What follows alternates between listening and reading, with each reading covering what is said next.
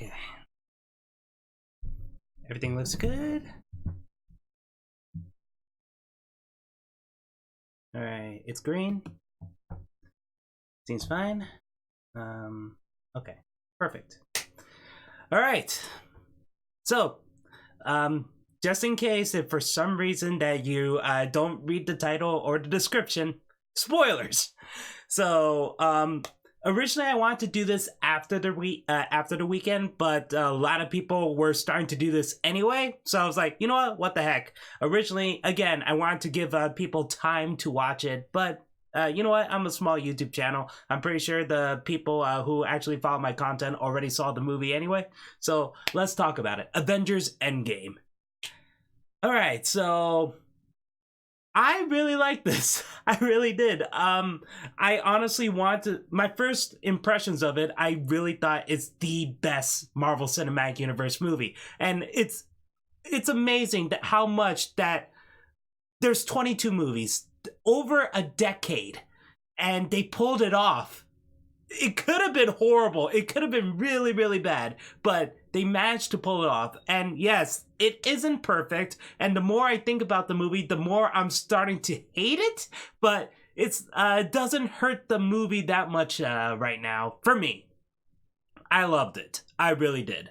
I know some people are gonna think that, oh, you're just overhyping it. I probably am, but from first impressions, I loved it. There's not even 1 second of it that bored me, that I thought was unnecessary. Hell, I wanted more.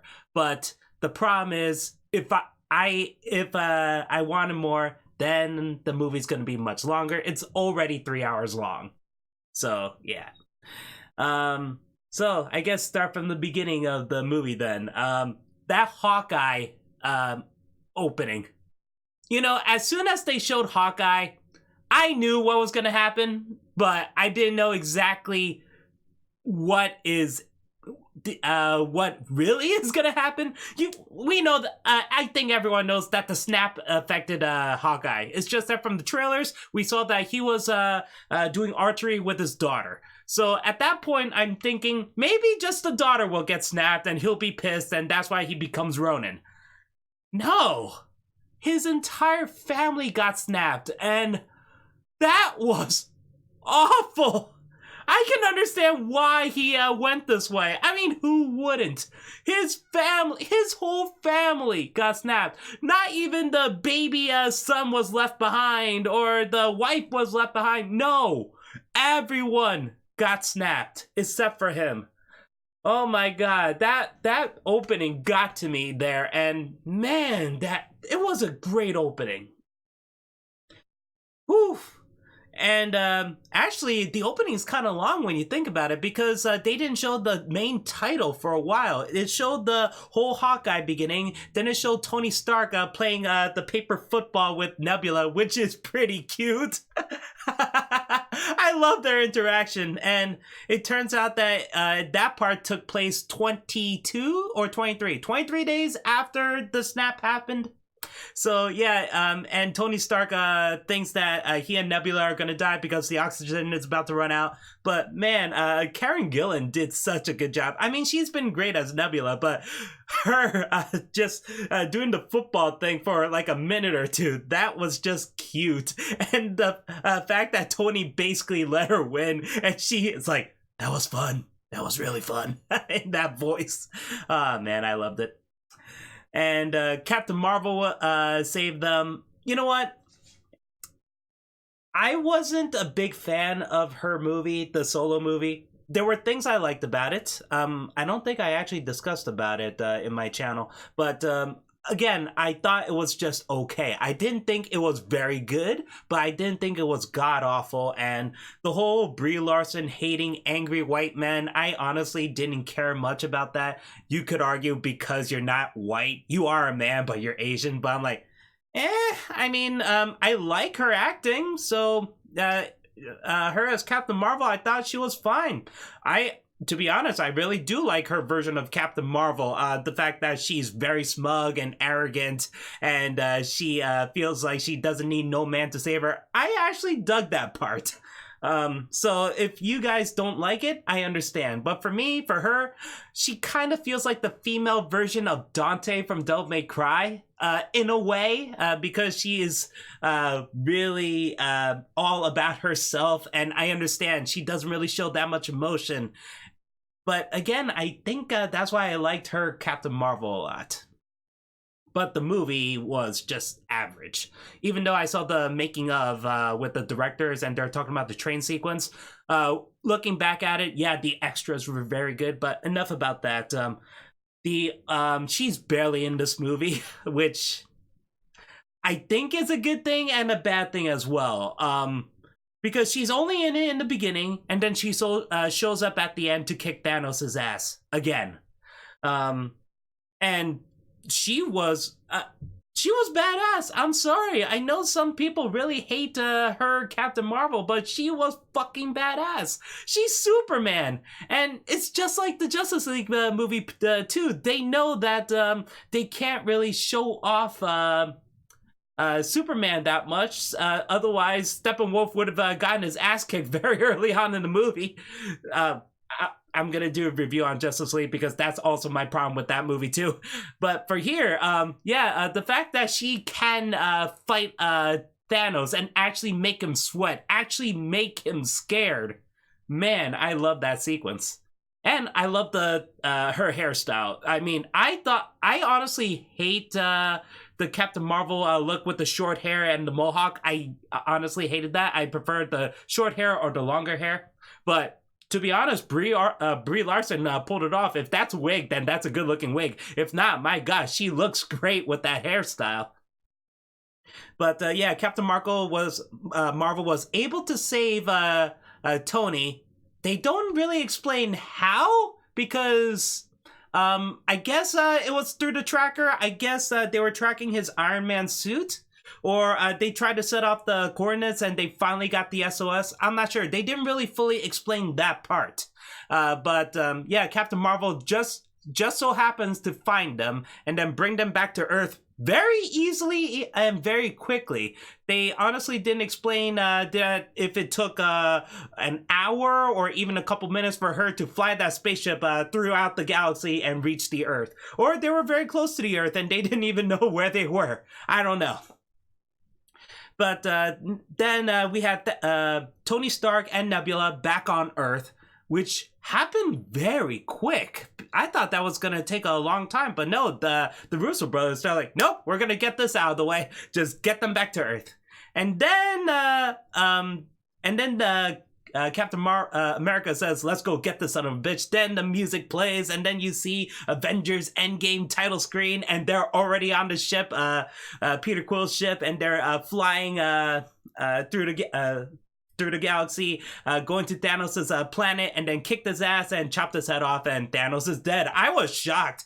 It's funny because me, my best friend Andrew, and there's a guy next to us, and we're both saying the same thing. We're like, this is too easy. Reality Stone. It has to be the Reality Stone. he got his ass handed to him very quickly. It has to be the Reality Stone. No, it turns out he actually destroyed the stones, and that wasn't a lie. And I'm like, you mean Thanos is dead? Then what's with the trailers that showed him with the double-bladed sword? I was confused. I'm like, does that mean they're gonna fight a younger Thanos? And it turns out it really was. But yeah, I was shocked that that Thanos died right there, just 23 days after he snapped. And then, I gotta say, this movie had balls to do a time skip of 5 years. Bravo. When it showed up, it said 5. At first, I was like, weeks? Months? Can't be years. They can't do that. Years later, I'm like, whoa. Shit, man. 5 years? Oh my god. I can't imagine how the snap affected everyone. And then it immediately cut to Scott getting out of the truck, out of the van. And I have to say this. That's actually my real complaint about the movie. Really? A rat touched the button? It was that fucking simple? It's 5 years. You're telling me that thing still had enough power, and a rat just happened to push the power button so Scott could get out of the thing? I didn't believe it. Because I was hoping for either Michael Pena to check up the van or something like that, or some kind of even a peddler or a street thug or whatever. But no, it's a fucking rat. That kind of angered me a bit. But immediately afterwards, I smiled again because it's Ken Jeong in this funny looking mustache. And I guess the only reason he was there is because he's from Community, and the Russo brothers worked on that. Oh no, there was another. There was the woman too. I've seen her in Community, but I haven't watched all the episodes. I know she's in it, but I mostly know her from Drake and Josh.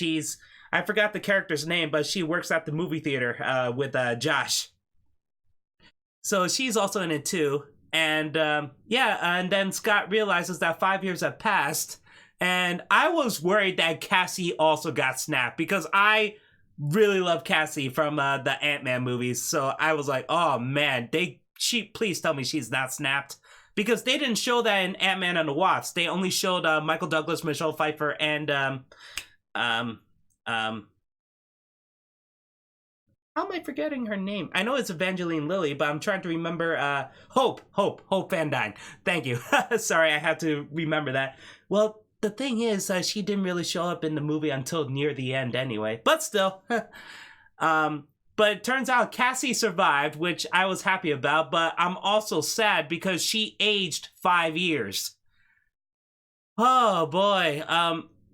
I'm not against the actress playing her. I'm just sad that the Cassie we knew from Ant-Man is replaced by another actress. So, yeah, it's kind of upsetting to me. I'm like, oh, we can't see this little girl growing up. We now have a different actress portraying Cassie, and we don't have that many scenes with her. So it's kind of a disconnect for me, you know? Because you're used to this Cassie, and now she's grown up, and she doesn't have much screen time. She only has, 3 lines, and I'm supposed to feel emotions with her. I'm just ending up confused, to be honest.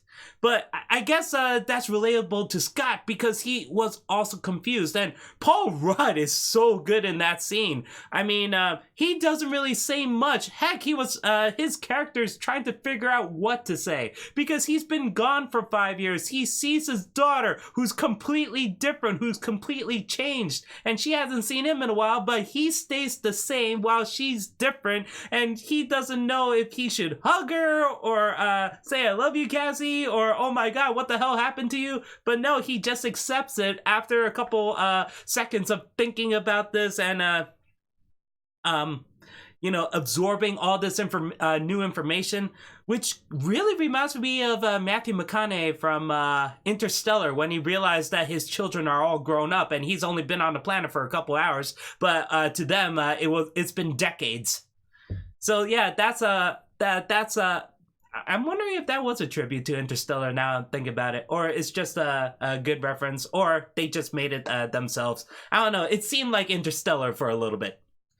And then we get back to the rest of the Avengers with Black Widow's who's has a blonde tip, but her red hair is coming back, and she's incredibly depressed. She was making a peanut butter and jelly sandwich, and it turns out all the other Avengers were all over the world just trying to basically live through their lives. Steve has this meeting, which I think he's the leader of the meeting. I'm not sure. It's not like an AA meeting or something like that. I believe it's for people who are very depressed and trying to move on and all that stuff. I don't know, what do you call that? Well, it's one of those. And all of this is well and good, and I guess you could say that this is kind of like the post-apocalypse in a way, but here's my biggest problem with the movie, and I don't know how you can solve this without adding more footage, and it's already a 3-hour-long movie. So, yeah, that's the thing. 5 years have passed since the snap, and half of all life is gone. also, when Thanos meant by that half of all life, does it mean half of all life on each planet? Or half of all life throughout the universe? Because are there some planets where the snap didn't affect them at all? They just happen to be lucky? So that's what I'm trying to figure out. Because he didn't say half of all humans, he said half of all life, which includes animals as well. So that's why I'm curious. Like, does that mean also like half of the humans on planet Earth, half of the birds, half of the alligators, or the worms, the beetles, the insects, all that stuff? Or he did say it's random, so I'm kind of curious to see what exactly he meant. Unless he's saying on each planet half of blah, blah, blah, blah, blah, blah, blah. I don't know. And it's just random. But yeah, that's the thing. Let's just say that it's half of all life on each planet. So half of humans, half of fish, and all that stuff. And the reason why he did that is because he thinks overpopulation would ruin all the planets. So in his mind, he believes he's correct, and he's the one. He won Infinity War. He's the hero. Well, not the hero, the protagonist of that movie. So 5 years have passed. How does the government function? Do kids and how's the education system? Do kids even go to school? Do they want to go to school? How bad are the cities? I mean, we don't really know much about Wakanda. We saw a short scene with Okoye, but she doesn't really delve into Wakanda that much. Actually, I totally forgot what she and Black Widow were talking about. I believe they were saying something about nets or something. I don't know, but again, how is Wakanda? Because Shuri got snapped. I'm not sure about Angela Bassett's character. I believe she still survived. So I guess the city is being taken care of by her. But if she also got snapped, then who's taking care of the city? Is it really Okoye? Or is it Winston Duke? Because he was basically the runner-up. And he's the leader of the Jabari. And how is the rest of the world? Are there enough jobs for people? Because half the population is gone? Are there still wars like in Iraq or Iran? Are there still terrorists? Are there still mass bombings at synagogues or something like that? Or not? They just gave up on that? The people who lost their families, are they depressed enough to actually commit suicide? So that's the thing. I feel like... And... hell, they showed Fortnite later on. And here's the thing. Fortnite is online only. Which means that people at Epic Games is maintaining the servers 24/7. And they're still playing it in the year 2023. On a PS4. I mean, they didn't show Xbox One or the Switch, but they did show the PS4. So I'm wondering, so there are still people maintaining the servers, not at just Fortnite, but also at Sony for PlayStation. Do they want to? Do they just say, oh yeah, even though Bob is gone, you know what? More work for me, I guess. Oh no, crunch time. Oh no, 100-hour work weeks. I mean, do they still do that?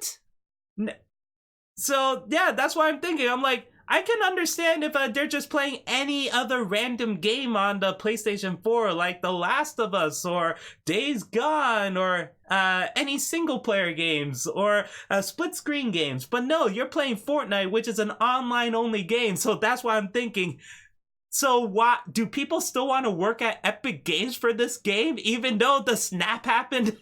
Now you're saying, oh my god, you're overthinking it. And yeah, I get it, but again... I want to know exactly how this world is.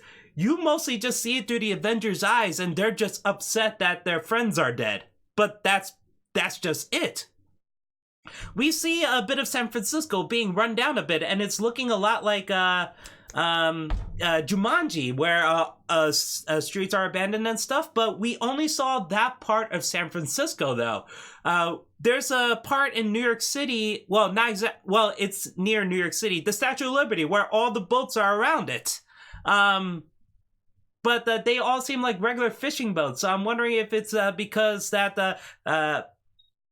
But that's the thing, that's Liberty Island. They still have to get off the island if they want to enter New York City. They can't swim or anything, so why are all the boats left over at Liberty Island? I don't know.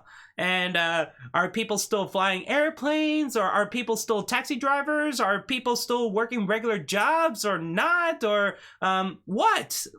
I wish they showed more of this.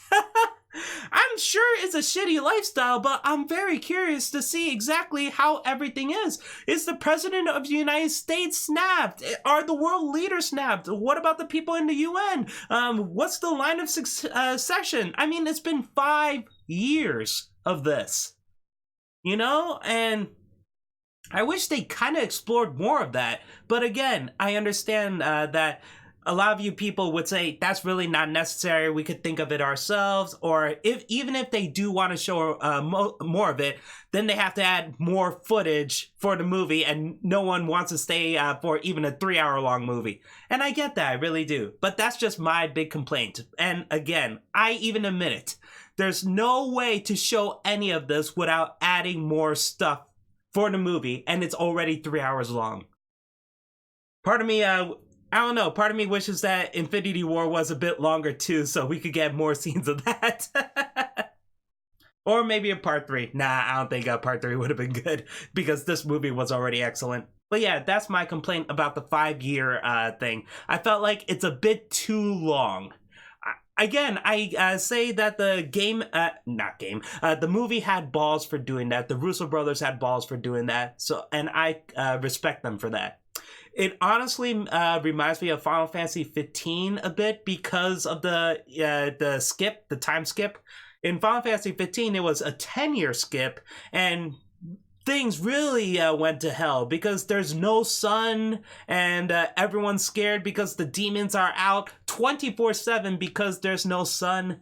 So, but the thing about that one is that really felt like the apocalypse, while this one, you could say it's kind of like the post-apocalypse, but you can't really tell exactly because when you see regular scenes with like Ant-Man and the Hulk eating at a restaurant, it seems like a regular.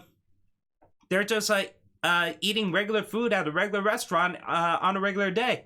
So that's why I'm kind of curious to see. I was curious to see what else did the snap affect, but they didn't really go into that much. And again, about Wakanda how is the city of Wakanda, because they are not they don't have a king and a princess. And Captain Marvel has that hologram thing, then she's just gone until the final battle with Thanos. Which I wish that there was more stuff with her, to be honest. Especially since the only reason why she came back is because Nick Fury is gone. She doesn't even interact with Nick Fury at the end, which pisses me off. I mean, I get it. They filmed Endgame before they filmed Captain Marvel, but my God. I mean, her best friend, well, not best friend, but her second best friend is Nick Fury, and she cares about him that much. That's why she went back to Earth. She gave him the stupid beeper thing. So you don't really interact with him at the end? I'm wondering if that's a deleted scene. If not, they decided not to show that. I'm kind of pissed, especially after seeing Captain Marvel. And oh my God, I gotta say, the idea that the Hulk is basically gone or just merged with Banner, so it's Hulk with the intelligence of Banner. That was cool. I loved it, and the CGI on him is fucking fantastic. Oh my God. And I like the fact that it looks like just Mark Ruffalo being very, very huge. Yeah, because my problem with the Hulk is that he looks a bit too much like a Neanderthal. I like the Edward Norton version of the Hulk, to be honest. I really like that design a lot more. But here, he looks... it's just Mark Ruffalo, except CGI, and I'm happy about that, because before he had these bigger brows and stuff, he looks like a giant caveman, and I get it, he's like that in the comic books, but I usually don't like that look for him. So I like that it's Mark Ruffalo just acting like Mark Ruffalo. And I like that he interacted with the kids, and Ant-Man's like, hey, do you want to take a picture with me? I'm Ant-Man. And there's like this minute-long exchange about the kids not wanting to take pictures with Ant-Man, so he's pissed at them and say, take your goddamn phone back. And for the kids, of course, he had to do that. uh, it's for the kids. And Tony Stark, you know what? I like him again. I like him again. Before, he really pissed me off in Age of Ultron and Civil War, because again, I get it. You either side with him or you don't side with him, but to be honest, he's a fucking asshole in those movies, and he is a dumbass too. But here, I sympathize with him because he saw the end. He saw that this was gonna happen, and he feared that it was gonna happen, and it actually did happen. And he lost people, including Peter Parker, which, to be honest, I'm not sure, Tony, did you really hang out with Peter Parker that much? Because I wouldn't say he's like a son to you, to be honest. Yeah, I never liked that about Spider-Man Homecoming, the Tony Stark being like a father figure for Peter Parker. I'm like, bullshit, I hate that. I'm sorry, guys. But yeah, at least Peter affected him enough, so that's why he was upset that he lost him too. And that then they realized about the Back to the Future thing. They realized that they have to shrink down in the quantum realm to go back through time, and Tony was able to figure out the time loop and all that stuff. So yeah, it's basically just Back to the Future, even though they keep crapping on the Back to the Future. I love the time machine movie references too, like Terminator, Quantum Leap. I don't know why Scott Lang said Die Hard at one point, but I'm guessing it's because he wanted to say Looper, because that is a Bruce Willis time travel movie. But yeah, I want to know more about that. Why did he say Die Hard? I'm guessing it's because he was trying to reference Looper, but he just thought Die Hard at that point. Baby Thanos, just kill him. Oh, man. Oh yeah, before that, before the whole team got back together, we had Fat Thor. Oh my god, Fat Thor. Oh man. When they went to New Asgard, Banner and Rocket, and then they go into this house, and they even complain how smelly it is, I was like, oh no, they're not going there, are they?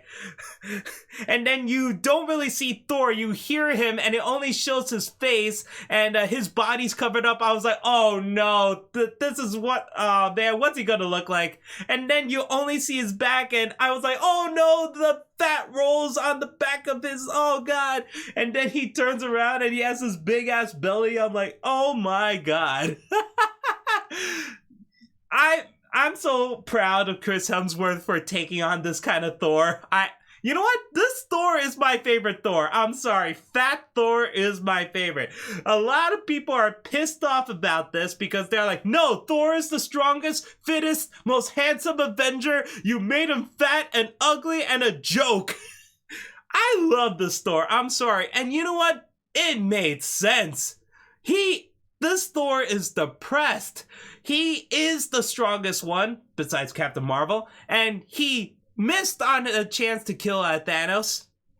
So when he felt like he got another chance, it turns out he was too late. He can't get everyone back, so that's why he keeps drinking and getting fat. You know what? I felt so sympathetic to this Thor, and to be honest, Thor is like the most interesting character in the Marvel Cinematic Universe because he has the biggest character arc compared to every single Avenger. No, seriously, he does. When you see him throughout these movies, he grows a lot. He went through so much shit. He lost everyone he loves. I mean, he lost his brother who keeps trying to kill him, but he still loves him. He lost his mother. He lost his father. He lost his home. He lost a lot of his Asgardian fellow people. And he lost the... I forgot the name of them. Frandl, the other two, the Ray Stevenson and the Asian guy. Man, is it the Warriors 3? Yeah, the Warriors 3. And Lady Sif, who's not in this movie. Again? Lady Sif is not in this? I understand. Jamie Alexander had to film Blind Spot or something like that. I get it. It's the schedule constraints and all that stuff, but my god, really? I wanted to see her again. Come on. That's upsetting. That's really upsetting. So yeah, he lost everyone. So I understood why he ends up being this way. And yes, he is funny to look at first, but you know what? You feel sad for him. You want him to succeed. And I'm glad that he just came back for beer, to be honest.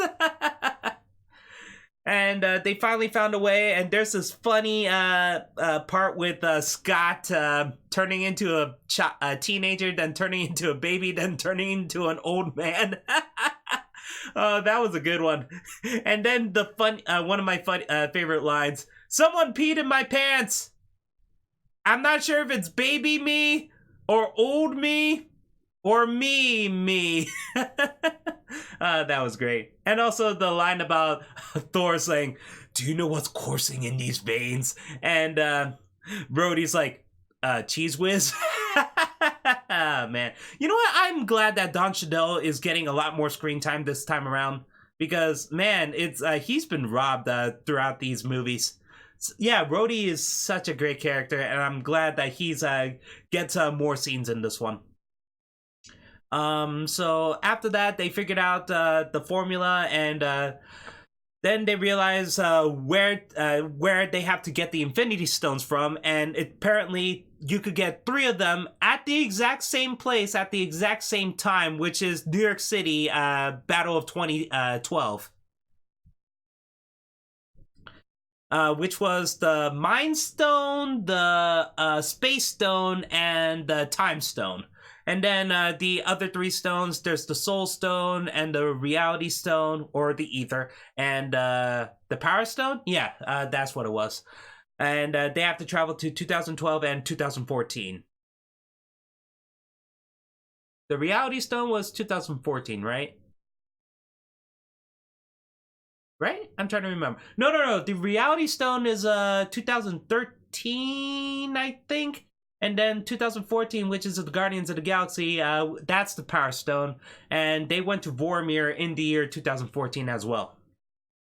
So the teams have separated, and I like that Banner doesn't really go all Hulk. So he had to pretend to be the Hulk, and he's like, yeah, bah, yeah. That was great. And yeah, I love seeing Tilda Swinton again as the Ancient One. I was like, actually, they got so many people back for this, and I am so happy about that. Especially in the 2012 sequence, because you do see Ludlow again, which is Crossbones, and you see the gang from Winter Soldier, and they had that reference with the elevator fight scene, and I thought they're gonna do it again, but no, they didn't. But they did another callback later on from Winter Soldier, where Captain America tells the guys, "Hell Hydra." That was a cool ass moment. I loved it. And then we have the Captain America versus Captain America fight, which is great because the young Captain America thought that the present Captain America is Loki, which I don't blame him. Oh, man. And they kept talking about America's ass. And, oh, man, I felt bad for 2012 Hulk. He had to take the stairs. I'm like, why? Can't he just jump out the window and land on the ground to wait for them? Why does he have to take the stairs? Oh, man. So, too many stairs. Oh, man. And in a way, they did fuck up, which is very confusing, to be honest, because they lost the Space Stone. Loki took it. So that really confused the hell out of me. So does that mean that Loki is still alive? Or that means he's dead? Because the scientific fact about this movie is, well, the science in this movie, they're saying that even if you go back in time, that doesn't really affect things in the future because the future already happened. So that's why they keep saying that the Back to the Future movies were bullshit, because even if you change something in the past, that past is the future because you're changing it. So even if you go back to the future, nothing has changed because it has already happened. But apparently, later on you can still change the past, which is really weird. It doesn't really make sense to me.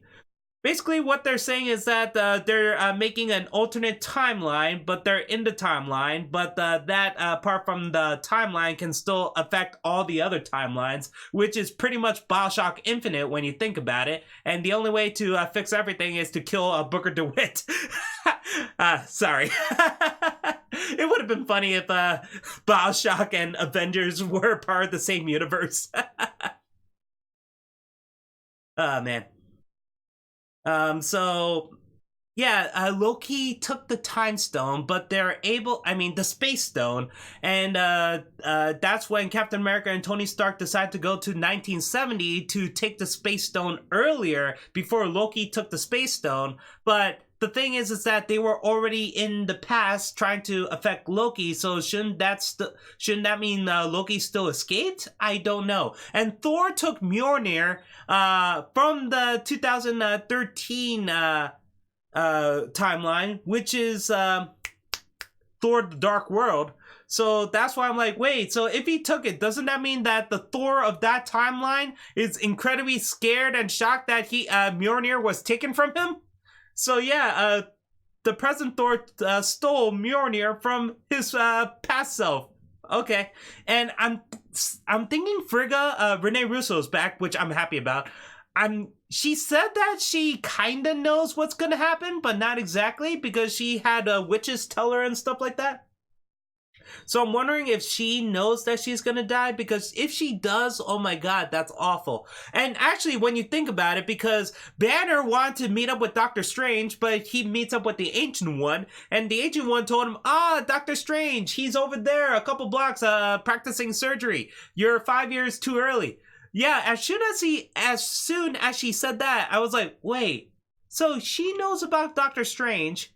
She knows that he's gonna come to her. Oh my god, does that mean that she knows she's going to die? How do you live with yourself? Oh my god, that's horrible. That's really bad. I would go crazy if I knew my own death. Seriously, like, okay, I'm supposed to die in the year 2017 by my old student who I'm supposed to protect, but also there's going to be this new student and all that stuff. Oh my god. Not only would that give me a headache, but I would go crazy, man. Seriously, knowing my own death, knowing how I'm gonna die and when I'm gonna die, oh, that's horrible. That really is. Oh, man. And, oh, man, we see much younger Michael Douglas. My friend and I were checking up old pictures of him from like the 70s to see what reference did they take.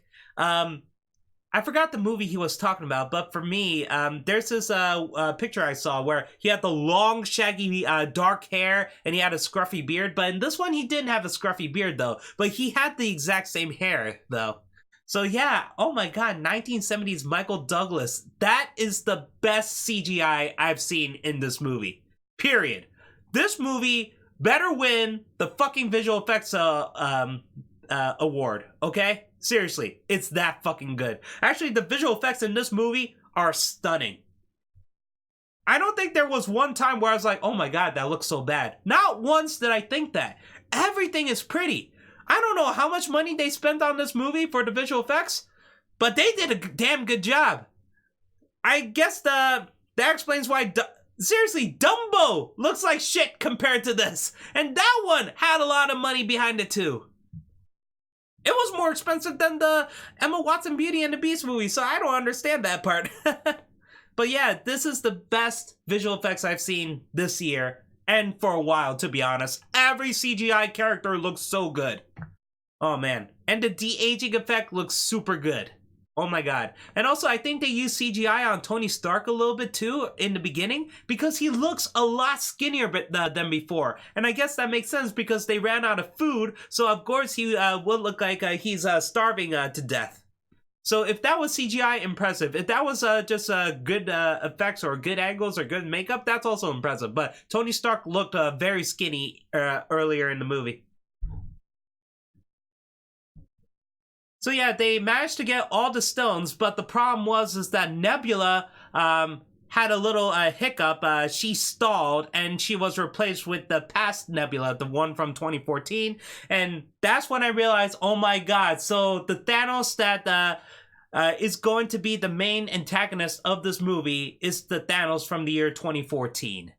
And he knows where the stones are, and he decides to take them all at the same time. And my god, that whole sequence when he figured out the truth and what he's planning to do, my heart sank, man. I was like, oh my god, this shit is about to get real.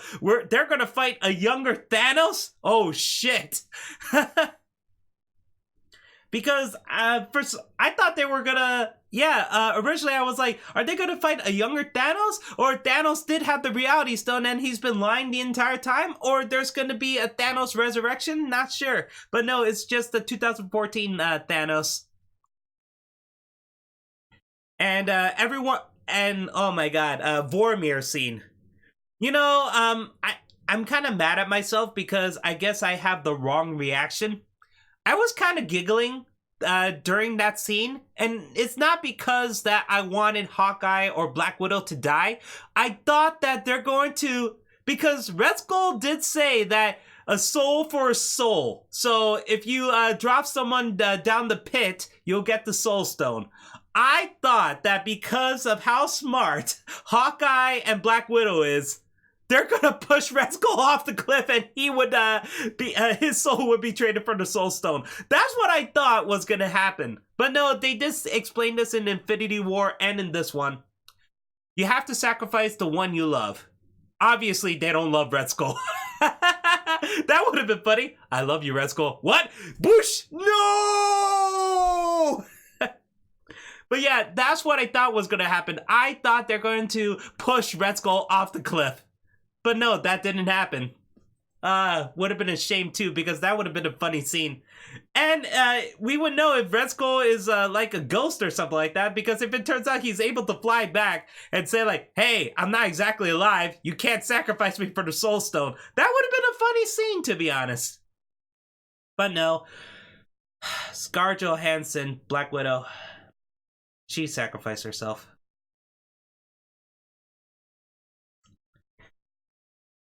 The trailers lied! There was no scene where she was pissed and she was shooting at the goddamn targets like boom, boom, boom, boom, boom, boom, shooting at the dead center and reloading, and she's like boom, boom, boom, boom, boom. No, they don't have that in this fucking movie. She sacrificed herself. Oh my god, this is like the Cyclops death from X-Men The Last Stand. But the funny thing is, Scarlett Johansson did so much more in this movie than James Marsden did in that movie. Oh, I am upset. I am upset. Scarlett Johansson died. And it was pretty early on too. My god, I honestly didn't expect that part. Again, I thought they would drop Red Skull down there. But no, Scarlett Johansson died, and yeah, that was really sad. I didn't cry, though. I did cry later on, but yeah, for this one, I didn't cry. I just felt sad and also felt very awkward at the fact that I was giggling at the idea that they were gonna kick Red Skull off the cliff. But yeah. So the thing that was very interesting, because I didn't know that they would make their own Infinity Gauntlet. Because, to be honest, the entire time, ever since Infinity War came out, and I know that the Time Stone is involved, I thought they would try to steal the Time Stone to go back in time and stop Thanos from doing the snap, and that way everyone is still alive. But no, they went back in time to steal the stones so they could bring them back to the present and use them, and after using them, then they have to go back to the past and put the stones back where they are, otherwise there would be a whole time paradox. So I was very confused about that. I was like, I didn't think that they would use the quantum realm to this much effect. I thought that they would just focus on the time stone. But yeah, they made their own Infinity Gauntlet, which is for the right hand this time. Okay, that's impressive. And they gave it to Hulk because he did say that whoever uses the Infinity Stones will get hit by the radiation, and he's already filled with radiation, so it doesn't really kill him. It hurts him, but it doesn't kill him. So he does the snap, and to be honest, I felt like this was a bit unnecessary. Show the birds, fine, but do not show the phone call from Linda Cardellini. I felt like it's not like I hate Linda Cardellini. I love her, and she's a gorgeous. She's beautiful, and I love her as Velma from the Scooby-Doo live-action movies, even though those are bad. But yeah, I felt like you should have kept it a bit more in suspense, because if you showed the phone call from Linda Cardellini, who we know was snapped, then we know that the guys are back. But no, if you don't show that part, if you only show the part about the birds, then we can have an idea that they're actually back and stuff. So I don't know. That's just me thinking that. But again, I am happy that Hawkeye's relieved that Linda, his wife, called him. But yeah, I felt like you probably should have cut that out. Just show the birds part for giving them the idea that it worked. But also at the same time, they probably think it didn't fully work. So it's like that kind of mystery. Then Thanos happened to go through the quantum realm and then shot the base up. And then we have the final fight. And oh my god. You know when Fat Thor was in his Big Lebowski outfit and he called upon the lightning? I thought that he's going to make himself skinny again. Because I was like, really? That's what I thought was going to happen. Like, okay, he's amped up. He wants to kill Thanos now. He has the Stormbreaker in one hand, the Mjolnir in the other hand. He's going to call upon the lightning to get his uniform, his suit back. I thought he's going to make himself skinny again, like buff with the abs again. No, he didn't. He's still Fat Thor. So I was like, you know what? I'm happy. I'm actually happy. We get to see Fat with a big shaggy beard and the big shaggy hair Thor, and he put his beard in the braid, which makes him look a lot like Magni from God of War, that boss fight portrayed by Troy Baker. And then we have this fight. Iron Man, Captain America, and Thor fighting Thanos, and my god, this Thanos kicked so much ass, man. Holy shit, he was much more badass than the one from Infinity War, and the one in Infinity War was badass enough. But this one, he didn't even need the help of the Infinity Stones. He was able to kick everyone's asses. Holy shit, he was awesome. And this fight was beautiful, man. I mean, Thor using both hammer and axe to try to crush Thanos, and he failed. Iron Man using his best weapons on him, and he still failed. Oh my god. And everyone is comboing with each other, like tag teaming. But my most favorite part, and the theater cheered for this one. Captain America picks up Mjolnir. Oh my god. He picks him up, and I thought he was just going to bring the hammer down on Thanos, and that's it. Like, just hit him with the hammer. No, he did more than that. He summoned fucking lightning. He was doing all these lightning chain attacks, and it was such a beautiful sight. That's when tears were filling my eyes, because the child in me is like, this is what I wanted for all this time. Ever since that little fucking hint in Age of Ultron that he was able to move the fucking hammer. And I know from the comics that he moved the hammer. And now we finally see Captain America using Mjolnir to fucking bring the hurt down on Thanos. Oh my god, that was so beautiful. But what shocked me is the most is that even with that, Thanos was able to beat up Captain America to the point where he broke the shield. I was shocked. I was like, no way. Thanos is strong enough with his weapon to break the vibranium shield. Oh shit. And at that point, I thought Captain America was actually gonna die. At that point. But then we hear some radio static, and it turns out it's Sam. And he said, on your left. And then you see the Doctor Strange opening the portals, and the first people to come out is Black Panther, Shuri, and Okoye. And then the rest of the superheroes came out. The theater was silent at this moment. Even though some people cheered for Spider-Man, which, to be honest, come on, guys, there's so many other people. I cheered when fucking Gwyneth Paltrow came in her Iron Maiden suit, okay? Spider-Man, we knew it was gonna happen, but Iron Maiden, oh my god, I was so happy. And we see Tessa Thompson as Valkyrie back on her awesome-looking horse, and Korg is there, the Ravagers are there, Wong and his students were there, and it's this gigantic crowd of people coming through the portals of Doctor Strange, and oh my god, everything about this is so goddamn beautiful. And the sky is getting brighter and stuff, so we can see more of everyone. And that's when Captain America says, "Avengers assemble." It got me right here. Oh man, I wish there was more to that battle, because we finally get to see the people who got snapped to finally come back, and I believe there's only 30 minutes left. Of course they're not going to have that much screen time for each character. Of course they're not going to have that much dialogue between each one. I wanted so much more, man. Oh man, I really did. Because we see hope again, and I'm happy about that.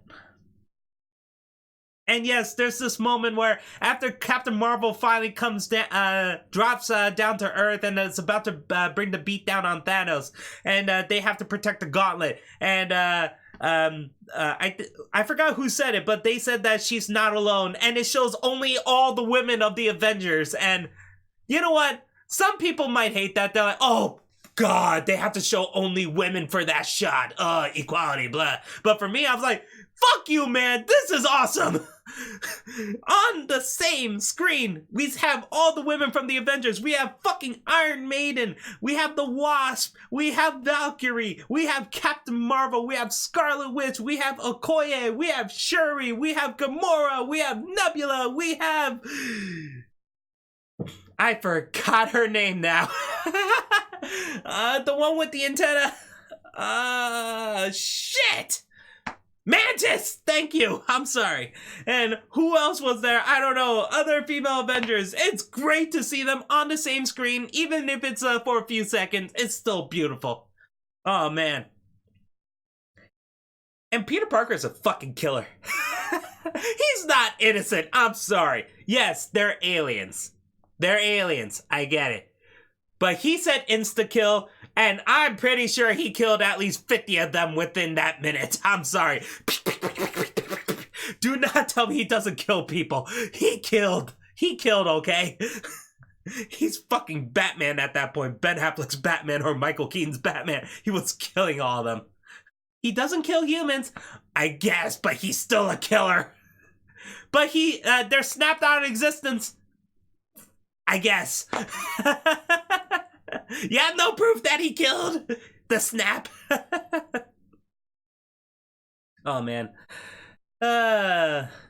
Yeah, that battle was beautiful. It was amazing. And Ant-Man becoming giant and was killing one of Thanos' children. Oh my god. By stomping on him, that was cool. And Scarlet Witch. Oh, I love Elizabeth Olsen.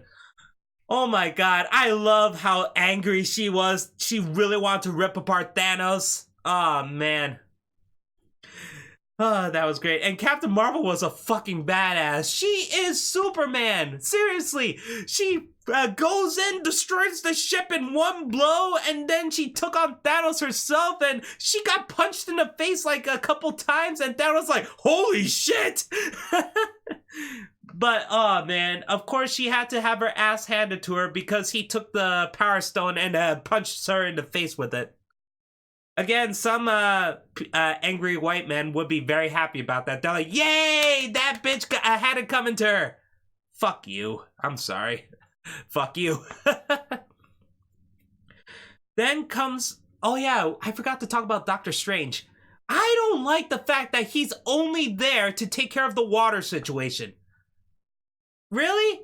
Don't you have the ability to make copies of yourself? Aren't you able to stop time? Oh yeah, he can't stop time. I'm sorry, he can't stop time. But still, don't you have an ability to make copies of yourself to stop the water, and you can fight Thanos also? Or tell Wong to help you out too, and a couple of his students? That kind of pissed me off, because Doctor Strange was basically just taking care of the water situation, because if he didn't have that, then he would have been able to handle Thanos as well. Because he barely touched Thanos in this, I believe. Even though there was so much happening in this battle, I don't think Doctor Strange took on Thanos at all this time around, which is a shame. But yeah, so Tony... I thought that Tony was going to take only one of the stones from the Infinity Gauntlet. No, he took them all. That was the boss right there. And then he performed the snap after saying, "I am Iron Man." And then the snap happened, and then Thanos and everyone is gone. Okay, I gotta say about this.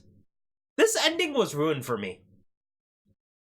Because my friend and I, we were waiting for the 11:30 p.m. showing on Thursday night at the Palisades Mall, if you guys know where that is.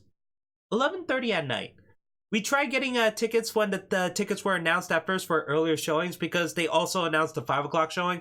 But no, we weren't able to get tickets for that at all, because of the whole website being laggy and all that stuff, and it doesn't really work. It doesn't really go through. There were a couple times where I thought I was able to get tickets for the 9 o'clock showing, but no, it never went through. It kept saying, "Oh, orders canceled," or "Someone already took that seat," or something like that. So that pissed me off a lot. So yeah, my friend got us the 11:30 showing. So we were over there. We've been waiting for a bit, but outside the theater, we were waiting by 11 o'clock. Because usually what happens at movie theaters, after the showing ends, then they have to clean it up. But usually the theater is open for people again, like 20 minutes usually before the showing. So it's 11 o'clock. A couple walked out. 5 feet away from me. The fucking woman was 5 feet away from me. She says she couldn't believe that Tony Stark died. She didn't whisper it. She didn't yell it, but she still talked in a normal fucking voice. And it was me and my best friend just outside waiting for the fucking showing. I couldn't believe that that fucking bitch had to ruin it for me. Seriously, going through the entire few days of not even using much social media, of avoiding a lot of people trying to make spoilers on pictures and stuff like that. And I finally was there. I was fucking there. Just 30 minutes left until we could finally get inside the theater. And this fucking bitch had to say that she couldn't believe Tony Stark died. I was so pissed. This reminds me of the time when Harry Potter Book 6 and Book 7 came out, and there's usually one fucking kid who had to ruin the ending while I was in the checkout line. Dumbledore died! I was like, fuck you. I didn't even buy the book yet, you bitch. Oh, God. Anyway, so with that said, Tony Stark's death made me cry. I knew it was going to happen. I knew it was going to happen. But the way it was done, no music in the background. Tony Stark doesn't say a fucking word after he snapped because the radiation was killing him. Rhodey was the first one to get to him. And then we see Peter Parker. And then we see Gwyneth Paltrow as Iron Maiden asking Friday how is his vitals, and she says, I forgot exactly what Friday said, but basically he's dying. And all Gwyneth Paltrow said was, it's okay, you can rest now. Her final words to Tony, and Tony dies. Oh God, I'm about to tear up now. Just thinking about it again. That was such a beautiful death. That's when I cried. that's when I finally cried. It was a great death. And it's funny because I finally liked Tony Stark again in this movie. And yeah, it's a perfect send-off. It's funny because I originally in an interview, Tony Stark said that he's willing to do more Marvel Cinematic movies, which I was confused about. So I was like, oh, so that means he won't be able to die in Avengers Endgame? So that's why I was like, okay, so I'm wondering who else would do it. But no, it turns out he is dead. So I guess maybe Robert Downey Jr. lied, or they would do prequels, or I don't know. Or he's a Force ghost? I don't know. But yeah, that death really hit it. And his speech at the end too, where he is a hologram, but he's talking to his 5-year-old daughter about that there's a chance that he would die. So just in case, this is it. And you see this camera shot of everyone attending his funeral. And there's a teenager who I did not recognize. I honestly didn't. I was like, who the hell is this kid? But everyone else was there. Then I'm looking at this kid. I'm like, who the hell are you? Who is this random guy? Is this the same kid that Scott Lang talked to in San Francisco? But it can't be, right? But it turns out that's the same kid from Iron Man 3. I couldn't believe it. Yeah, it's the same kid from Iron Man 3 and Jurassic World. Wow. Because I haven't seen him in a long time. Ever since Jurassic World, even. And he grew up, man. Oh my god. So yeah, I guess it's good to see him again. Then we saw the camera pan with the Avengers. And then it immediately cuts to Banner hoping to... explaining about the Infinity Gauntlet, that he really wanted to get Natasha back, but he wasn't able to. And I think he was talking to Elizabeth Olsen at the time. And then we see a little montage of people living their lives. We see Hope, Cassie, and Scott back in San Francisco. We saw what was it? Wakanda. We saw Wakanda again. Angela Bassett showed up for like a couple seconds just to do that role again. And I think that was pretty much it, because they did this long camera shot. And then we see Banner, Bucky, Captain America, and Sam doing about to do the time travel thing, so Captain America can send the Infinity Stones back. I kind of knew what's gonna happen. But again, I didn't think that the way Captain America was going to do it, but I knew that he was thinking about staying back in time with Peggy, because he did see Peggy in the 1970s. So Captain America went back in time, but he never came back. And then Bucky saw Cap sitting at the bench, and he told Sam to get to him. And yeah, Captain America aged, man. Great makeup effect on Chris Evans, by the way. I thought they hired a different actor, but no, it's Chris Evans under that maybe CGI, maybe practical effect makeup. No, he did such a good job, because he looks skinnier, his skin is all wrinkly too, and all that. Oh my god, they did such a good job with it. I remember everyone in the theater, when they showed Captain America being old, everyone was like, oh! But yeah, Cap got married Peggy. And that was it. That was the movie. Now I have to go into a couple thoughts about that. Okay, so let's talk about Captain America going back in time and staying there.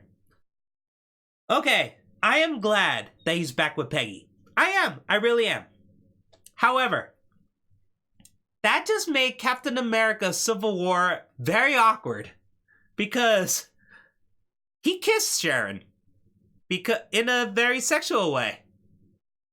It wasn't like a friendly kiss. No, it was very passionate. Sharon is Peggy's niece, man. So technically, that's your niece. Oh my god. Now that I thought about it, I was like, oh, man. Are you ever going to explain to your young self, don't do that? But no, you can't, because the past already happened. You can't change the past. Oh, man. So, yeah, that's the problem, too. Emily Van Camp, I thought, did a good job as Sharon, but they just didn't give Sharon that much to do. Hell, she wasn't even in the Battle of Civil War. And I remember there were promotional artwork with her, like, using these electrical batons, and she was fighting alongside Captain America. But no, that never happened. So what was the point of Sharon Carter throughout these movies? I mean, she got nothing. And again, I'm not sure it's because they thought Sharon Carter's a terrible character or something like that, or Emily Van Camp wasn't able to film, or they just didn't want her back. I don't know. But why did you have Sharon Carter in this series if you're not going to do anything with her? I thought that she would show up at Endgame. I thought that she would continue her relationship with Steve Rogers, and Steve would just let the past die. Just move on from Peggy. You have her niece, man. Just bone her. But no, he goes back in time. No mention of Sharon Carter in this one, so that's why I'm kind of mad that they did nothing with her character. Also, I'm kind of mad that they didn't do anything with Natalie Portman's character, because she did show up in this. I'm not sure if it's the same footage from Thor: The Dark World, or Natalie Portman did come back just to film that a couple seconds, but I was hoping that she would interact again with Thor in this. Because he lost everyone, I thought that she would come back at least. Hell, this movie even referenced Selvig, Stellan Skarsgård, by saying he got snapped. But I remember from an interview, he was never called back for this. So I'm wondering, what the hell with that then? I guess too many characters? I don't know. I mean, they have Robert Redford back doing his final acting role in ever, which is awesome. He's back as Alexander Pierce. And yeah, they have the same guy too, the Hell Hydra guy in this also. Oh, man.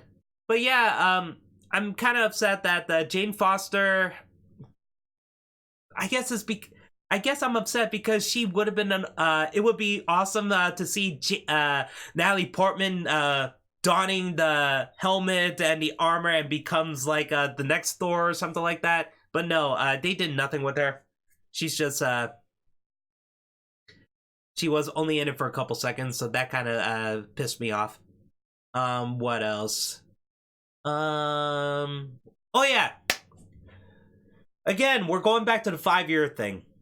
So, when Banner did the snap to bring everyone back who got snapped, he made it so that when he got snapped, nothing has changed. They didn't age 5 years. So, my problem with that is, and I think there was an interview about this also, but okay. No one aged 5 years if they got snapped. But they're in this world where people who weren't snapped still moved on with their lives during those 5 years. How awkward is it for these people who didn't even know what happened and be thrust into this world that already passed through time by 5 years? It's not a couple days, it's not a couple weeks, not even a couple months, no, 5 years. How awkward would it be? Because let's say like there's a family and they all got snapped. So their house is taken over by another family because they're gone.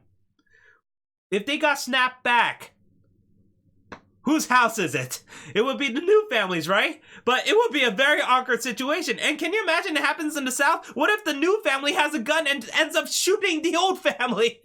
Because they're like, oh my god, we're being taken over! Ah, boom, boom, boom, boom! Something like that, you know? And Peter Parker, he didn't age 5 years. He's still a high schooler. So that means his friends, if they didn't get snapped, they're in college now or about to graduate from college, or they already graduated. I don't know if Peter's a sophomore. I assume that he's a junior. But yeah, I forgot about Homecoming. But yeah, you know, that means that Peter Parker's friends are moving on without him. But from what it looks like in Far From Home, I guess every one of those kids got snapped because they're all in the same school field trip. I assume Ned got snapped, because if Ned didn't get snapped, then it would be awkward for him to be on the same trip as Peter. So yeah, I assume that they got snapped, which is lucky for them, I guess. How about Aunt May? Did she get snapped? Or was she moving on for 5 years without Peter? How depressing would it have been for her to lose her nephew like that? Again, I wish they actually... I felt like there could have been a scene with that. Like Robert Downey Jr. going to see Aunt May and talking to her about Peter, and she was about to commit suicide or something like that. You know, that could have been a very dramatic scene. I wish they had something like that.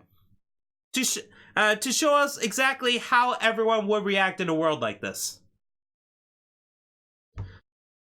But yeah, also, again, with the suicide thing, what if the old family is back, but let's say, the wife and the children who were snapped are back, and they're trying to figure out where the father was, and it turns out the father hung himself a while ago.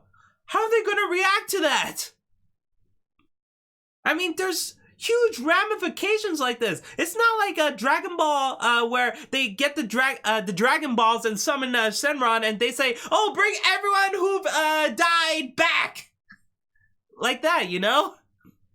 They because all they did was, I guess, kind of fuck things over too.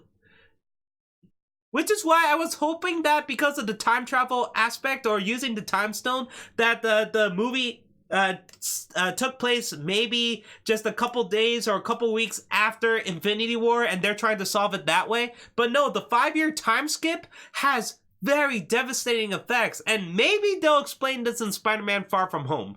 But my god, seriously, that time skip is scary. And I understand why they did it that way, because Tony was worried about losing his daughter, and I don't blame him for that. I am glad that they actually delve into that, because X-Men Days of Future Past also talked about this too, where they say, okay, so if you change the past, some of us might not even be born. Why do we even want that? And people are saying, but what if the future could be better than this? Would you be willing to sacrifice your existence for that? So Tony doesn't want to lose his daughter, and I don't blame him.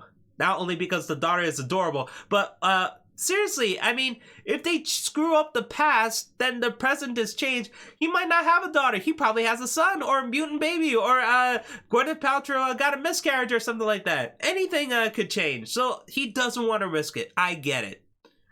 But yeah, that 5-year time skip thing kind of ruins this movie for me.